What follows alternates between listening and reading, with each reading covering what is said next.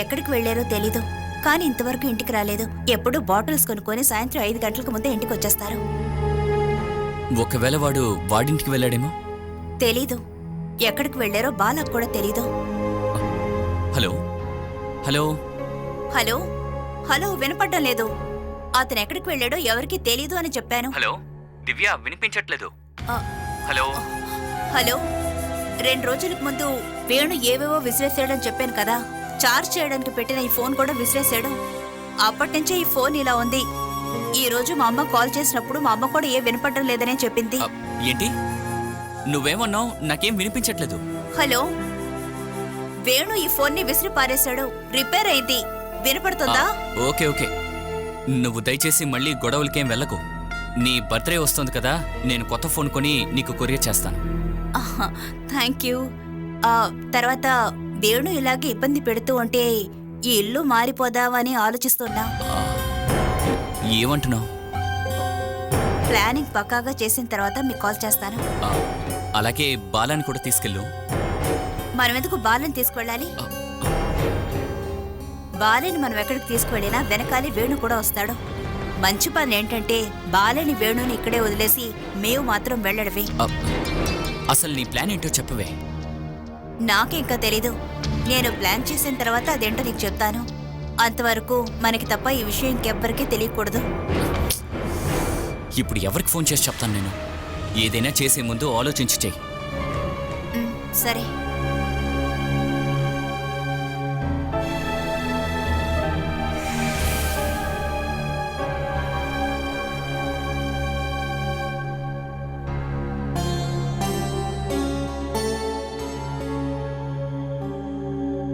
ఇల్లంతా బోసిపోయిందండి. ఇక్కడ మనం ముగ్గురు మాత్రమే ఉన్నాం. అందరం జీవోత్సవాల్లా. మనం ఏం పాపం చేశామని ఇలా జరుగుతుందండి? తెలిసి మనం ఎవ్వరికీ ద్రోహం చేయలేదు. అయినా కూడా ఈ మధ్య సూరజ్ నాతో అస్సలు మాట్లాడటం లేదు. ఏమైనా అడిగినా కూడా సమాధానం మాత్రం చెప్తాడు. వాడు ఆఖరిగా ఒక నిర్ణయం తీసుకుంటే ఈ సమస్యలన్నీ తీరిపోతాయి. చెమేలిని వదిలేయమనేగా. అయితే వాడు బిడ్డ, వాడు మన వారసుడు కదండి. వాడినెలా వదిలేస్తాం? మంచి పద్ధతి గల్ల అమ్మాయిని వదిలేసి మన ఇష్టం వచ్చిన అమ్మాయినిచ్చి పెళ్లి చేశాం. ఇప్పుడు వాడి జీవితం చూసారు ఎలా అయిందో. బాల పెళ్లి చేసుకున్న వ్యక్తి పచ్చి తాగుబోతని ప్రీతి నాతో చెప్పిందండి. తాను అనుభవిస్తున్న బాధే మన కుటుంబానికి శాపంగా మారినట్టుంది. మనం తీసుకున్న నిర్ణయం తప్పు కదండి. మన అబ్బాయి కోసం చూసిన సంబంధాన్ని వదిలేసి ఈ సంబంధం చేసుకున్నామని అనుకుంటుంటేనే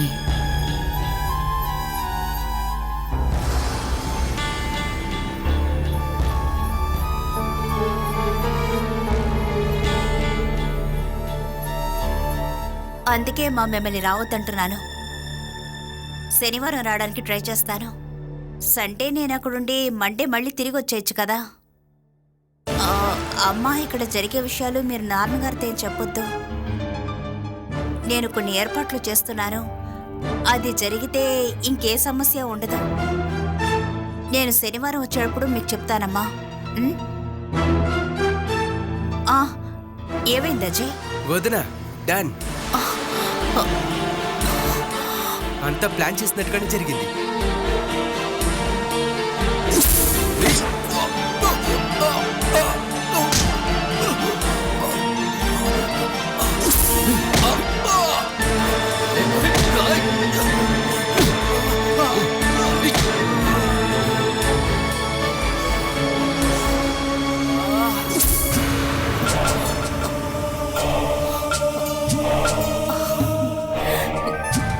చేసింది నా ఫ్రెండ్సే. వాళ్ళకి ట్రీట్ ఇచ్చే తీరాలి. అదంతా నేను చూసుకుంటానని చెప్పానుగా. ఇంకొకరి సహాయం లేకుండా వాడు నడవకూడదు. జయక్క, వాడు బాధ ఇంకా మనకుండదు. ఎవరి గురించిరా? ఆ వేణుగోపాలే. ఏం చేశావు? అదంతా చెప్తాను గాని ఇలానే వెళ్ళి బాలాని పాపిడి పంపించాలి. వీడు వేణుని ఏం చేసుంటాడు? వాణ్ణి కొట్టాడు కదా, ఆ కోపాన్ని తీర్చుకుని ఉంటాడు. ఫ్రెండ్స్ అందరూ కలిసి అతన్ని కొట్టేశారంట. అతను లేచి నడవడం కష్టమేనట. అవును, అజయ్ వచ్చాడు. ఎక్కడికి వెళ్ళాడు? ఆ, ఆరేసిన బట్టలు తీయడానికి వెళ్ళింది. ఇక తను ఇక్కడ ఉండకూడదు. అజయ్ బాల మీద చేయి చేసుకుంటాడని చూసుకోమ్మా. కేవనుకునేదంతా చేస్తున్నాడు. అది నువ్వే తర్వాత అర్థం చేసుకుంటావు. ముందు వెళ్ళి చూడు. భగవంతుడా, ఇప్పుడే సమస్య అంతా తీరినట్టుంది.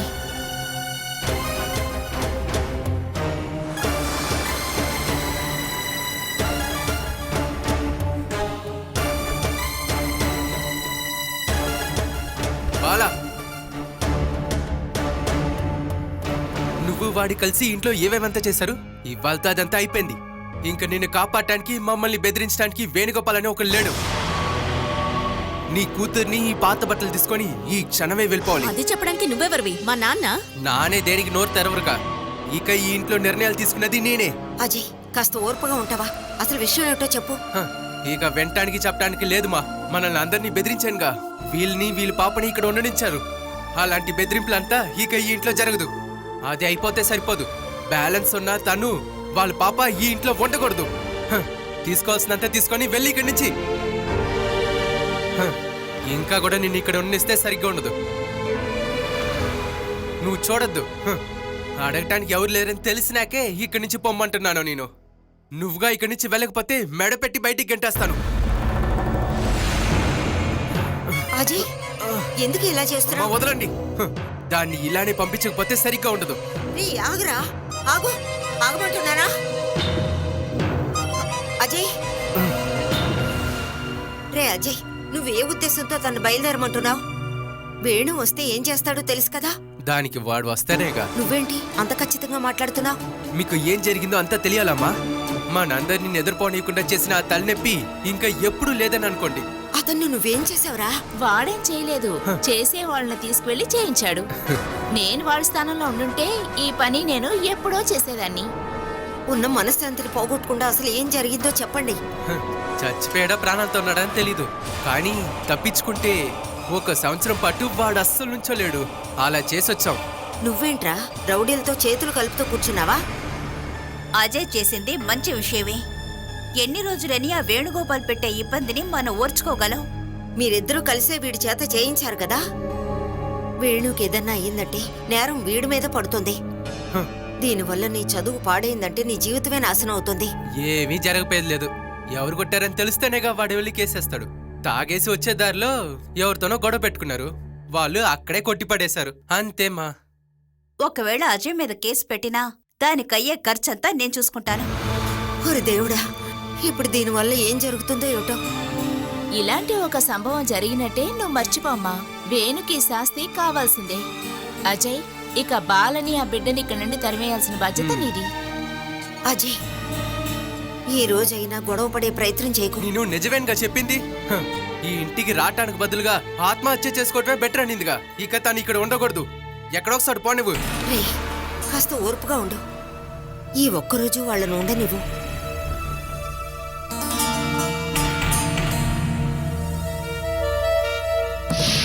వేణుగోపాల్కి ఏదో జరిగినట్టుంది. ఆ ధైర్యంతోనే నన్ను బయటికి వెళ్ళమంటున్నాడు.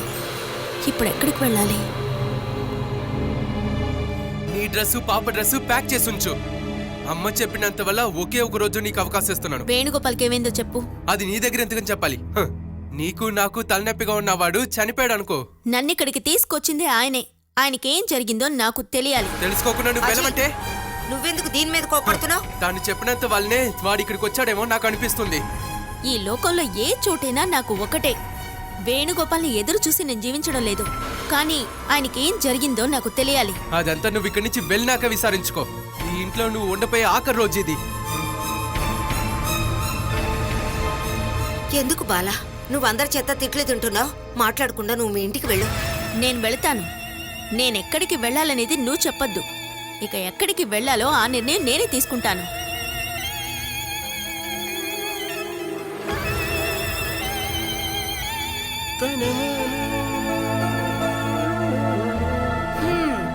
బాగా తినడం, నిద్రపోవడం, ఇంతకు మించి పని లేదమ్మా, చిన్న ఎక్సర్సైజ్ చేయాలి కదా.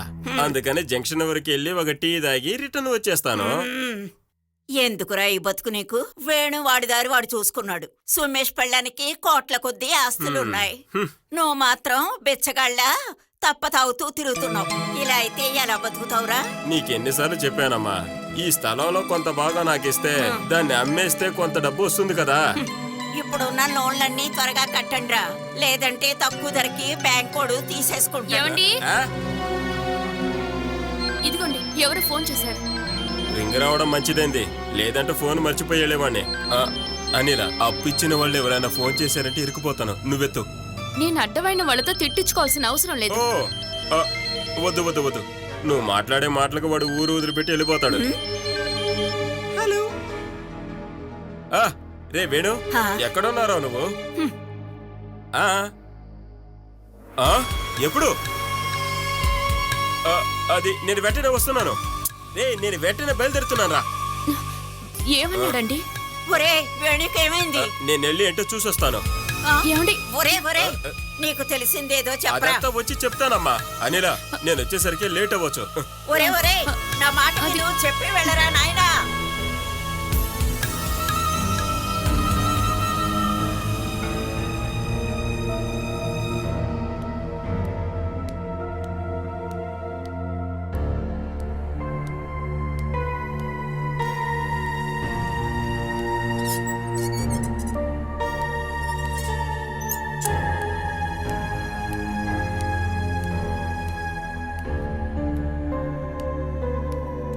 ఎప్పుడు చీకటి పడ్డాకే వస్తారు. ఈ రోజేంటి పెందలాడే వచ్చారు? ముందు రావడం తప్పైతే వెళ్ళి రాత్రే వస్తానులే. ముందే వచ్చారన్న సంతోషంతో అడుగుతున్నాను. ముందు రావడం వల్ల ఏ ప్రయోజనం లేదు.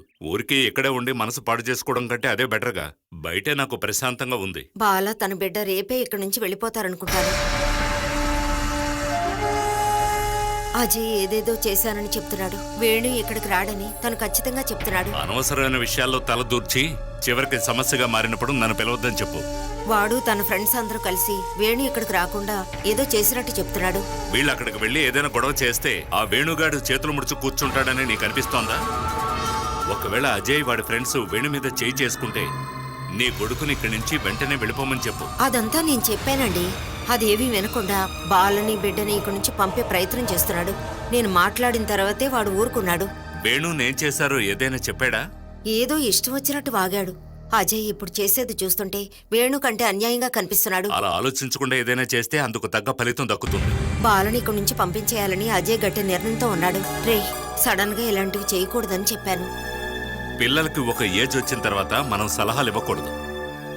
మన కంటికి వాళ్ళిప్పుడు పిల్లల్లాగే ఉంటారు, కానీ వాళ్ళ దృష్టికి మనం డబ్బు లేని తెలివితేటలు లేని వృద్ధుల్లాగే కనబడతాం. ఇప్పటికీ పిల్లలు మనల్ని కొట్టకుండా తప్పించుకుంటున్నాం అంతే, కానీ వీళ్ళు మాటలతో గాయపరుస్తున్నారు. అజయ్తో మీరు కొంచెం మాట్లాడాలండి. ఎలాగో వచ్చారు కదా, ఒక వారం తర్వాత పంపిద్దాం. నీ వల్ల వీలవుతుందా? నా నుంచి నువ్వు అదేమీ ఎదురు చూడకు. తర్వాత బాల ఇక్కడి నుంచి త్వరగా వెళ్ళిపోవడమే మంచిది. వేణు తనని వెతుక్కుంటూ ఇక్కడికి రాడు అనుకుంటే అలాంటప్పుడు దాన్ని ఎందుకు ఇక్కడ ఉంచడం? అయినా అలా కాదు కదండి. తిరిగి వెళ్లేటప్పుడు పిల్ల మెళ్ళలోకి చేతికి గాని కొంచెం కూడా బంగారం పెట్టకుండా ఎలాగండి పంపించేది? నువ్వు ఇప్పుడు దాని గురించి ఆలోచిస్తున్నావా? ఈ ఇంట్లో ఉన్న వాళ్ళందరూ ఈ తలనొప్పి ఎప్పుడు పోతుందా అని ప్రతిరోజు దేవుని వేడుకుంటున్నారు. అజయ్ చెప్పినట్టు వేణు ఇక్కడికి తిరిగి రాడన్నది నిజమైతే ఇదే ఉన్న దాంట్లో మంచి ఛాన్స్. అజయ్ ఈ విషయంలో ఏదైనా ప్లాన్ చేసి ఉన్నట్టయితే అది అలాగే జరగనివ్వు. మనం ఏది చూడలేదు వినలేదు అన్నట్టు ఉండడమే మంచిది.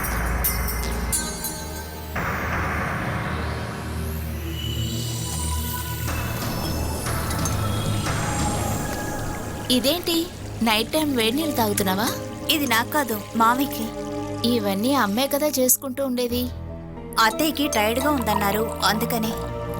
ఇలా చూడు, ఎక్కువ బాధ్యతలు తీసుకోకుండా ఉండటమే నీకు మంచిది. అలాగే ఎంత త్వరగా ఉద్యోగంలో జాయిన్ అయితే అంత మంచిది.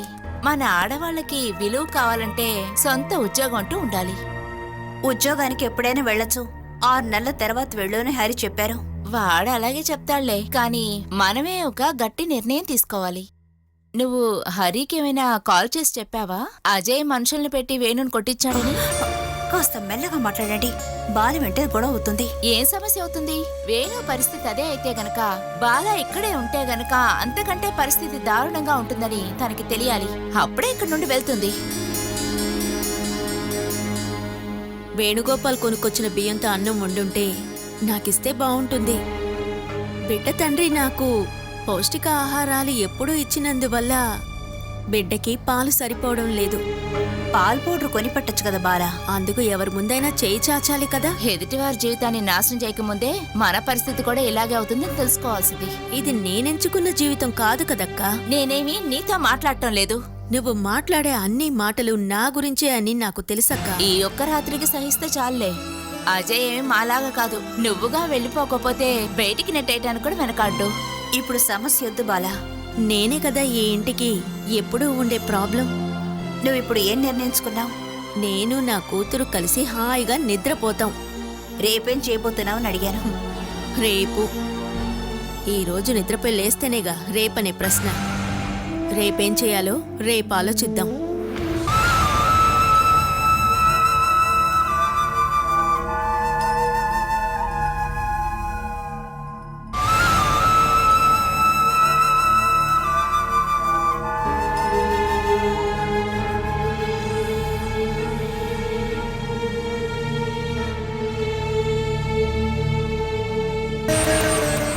నువ్వింకేమీ ఆలోచించొద్దు. వేణు వాళ్ళింటికే వెళ్ళు. ఇంతకు మించి నువ్విక్కడే ఉంటే అజయ్ కోపం వస్తుంది. నీ పరిస్థితి చూస్తుంటే నాకు దిగులుగా ఉంది. కానీ నేనేం చేయగలను? నువ్వు ఏం చేసుండొచ్చో నేను చెప్పనా? పెళ్లి చూపులకి వచ్చినవాడు ఎటువంటి వాడో మీరు ఎంక్వైరీ చేసుండొచ్చు. ఎప్పుడు బంధువులకి కాల్ చేసి ఉదయం ఏం చేశారు, మధ్యాహ్నం ఏం వంట అని అడిగే అమ్మకి 2 రోజులకొకసారైనా సొంత కూతురికి ఫోన్ చేసి ఎలా ఉన్నావని అడిగావా? ఒక మానసిక రోగితో నేను జీవిస్తున్నానని మనసు విరిగిపోయి నీతో చెప్పినప్పుడు ఊళ్ళో వాళ్ళు బంధువులు ఏమంటారో అని ఆలోచించకుండా నువ్వు నన్ను పిలిచి రక్షించుండొచ్చు. నేను గర్భంతో ఉన్నానని తెలిసినప్పుడు సంతోషంతో నన్ను వాటేసుకుని ఉండొచ్చు. నా శరీరమేనమ్మా పెరిగింది. ఒక దుఃఖం వచ్చినప్పుడు రక్షించడానికి అమ్మ రాదా నన్ను కాపాడ్డానికని ఏడ్చే బిడ్డనమ్మా నేను.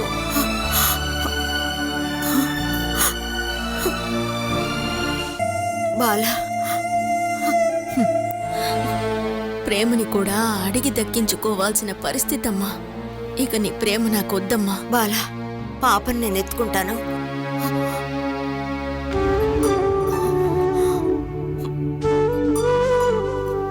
ఇంతవరకు నా కూతురు నువ్వు ముట్టుకున్నావా?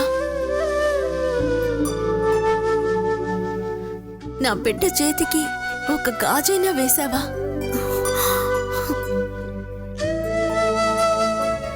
ఏమి వద్దు, ఆ బిడ్డకు ఒక ముద్దివ్వాలని అనిపించలేదా?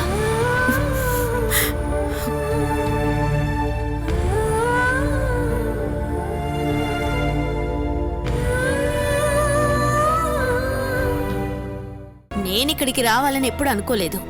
ఇన్నాళ్ళు ఒక గర్భిణి అన్న భయం నాకు ఉండేది. ఇప్పుడు అది లేదుగా. నేనున్నంత వరకు నా బిడ్డని కాపాడుకుంటాను. చంటి బిడ్డలతో పనులకెళ్ళి ఎంతో మంది ఆడవాళ్లు ఉన్నారుగా. జీవించగలమని వాళ్ళని చూస్తే అర్థమవుతుంది. ఎవ్వరి అండా లేకుండా నువ్వు రోడ్డు మీద పడతావు. అది చూశాకే నాకు తృప్తిగా ఉంటుంది. నిన్ను నా కూతురు కంటే ఎక్కువగా ప్రేమించాను. అలాంటి నా జీవితాన్ని నాశనం చేశావు. నిలవటానికి నీడ కూడా లేకుండా తిరగడం నేను చూడాలి. పెళ్లి చేసుకుని వెళ్ళిన చోట ఒక మృగంతో జీవించిన నాకు ఈ లోకం నాకు అందంగానే కనిపిస్తుంది. బతకడానికి ఏమైనా చేస్తాను, కానీ డబ్బు కోసం ఎవరి ముందు చేయి చాచను. పరువు నమ్ముకుని జీవించను. అందువల్ల వీధుల్లో నువ్వు నన్ను చూడలేవు. నీ కుటుంబ జీవితం నాశనం చేసింది నేను కాదు, అది నువ్వే పాడు చేసుకున్నావు. ఆ విషయం నీకు ఎప్పుడు అర్థమవుతుందో ఏమిటో.